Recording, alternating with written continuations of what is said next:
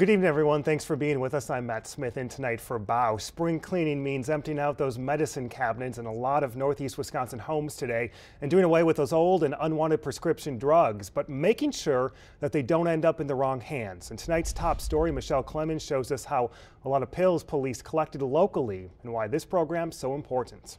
Green Bay's police chief says he'll have the State Department of Justice review a downtown arrest caught on camera last week. And this cell phone video shows a Green Bay police officer tackling a man and arresting him outside a downtown bar. It quickly went viral and prompted an internal investigation into the officer's actions.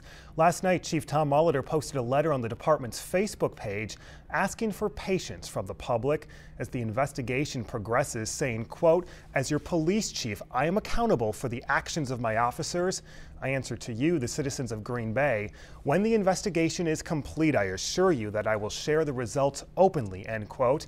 The officer involved is performing other duties temporarily as the department investigates. Police are still looking to talk to witnesses. Menasha police are looking for a suspect in a hit and run this morning. Officers say a pedestrian was hit while crossing at the intersection of 3rd and De Pere Streets at about 8:20 this morning. The driver of a white SUV, police say, didn't stop. He's being described tonight as a white man in his 20s with long black hair. The pedestrian was treated at the hospital for some minor injuries. A game of dodgeball in the Milwaukee area quickly gets out of hand, and now a mom faces charges for what some say was bullying. According to court documents, 27-year-old Dominique Jude and her son were hit in the face while playing the game at the Sky Zone indoor trampoline park in Waukesha. The witness says Jude grabbed the 12-year-old boy who threw the ball and yelled for others to hit him, but Jude says she wasn't bullying him. She was just shocked and protecting her son. She's charged with criminal disorderly conduct for the incident and could face up to 90 days in jail. Governor Walker joins a number of other Great Lakes governors in Chicago today, promising to join forces to combat invasive species. The agreement comes at the end of a 2-day meeting of the Council on Great Lakes Governors, along with 2 Canadian provinces. 8 states will share staff and resources if species like Asian carp become a serious regional threat in the Great Lakes. The governor also discussed strategies for improving maritime transportation and attracting foreign investors in local manufacturing like China.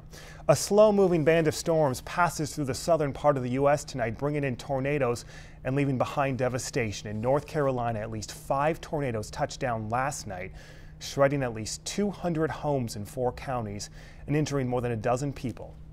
We ran. Utility crews spent the day restoring power to thousands of people. The Midwest and Plains could see more devastating storms this weekend. Arizona, meantime, saw less severe damage but still felt those winds. Lake waters turned some choppy boats that blew ashore. We're following some new information tonight coming out of South Korea, where that country's prime minister has offered his resignation tonight, taking responsibility for that sunken ferry disaster. It comes amidst growing anger this weekend and accusations the government didn't do enough during the rescue. Tonight, 187 people are confirmed dead, more than 100 still missing.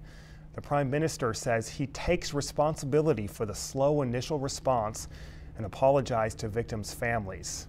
All the crew members, meantime, are now under arrest, accused of negligence and failing to help those passengers.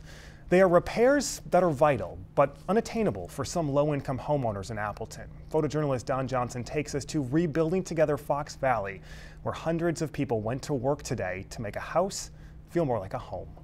Secretary of State John Kerry says in a phone call today he's concerned over Russia's actions in Ukraine. Kerry talked with Russian Foreign Prime Minister Sergei Lavrov, urging Russia to support efforts to free military observers being held by pro-Russian forces in Ukraine.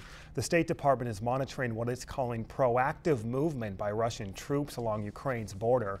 Meantime, the U.S. and other world leaders are saying more economic sanctions are planned against Russia.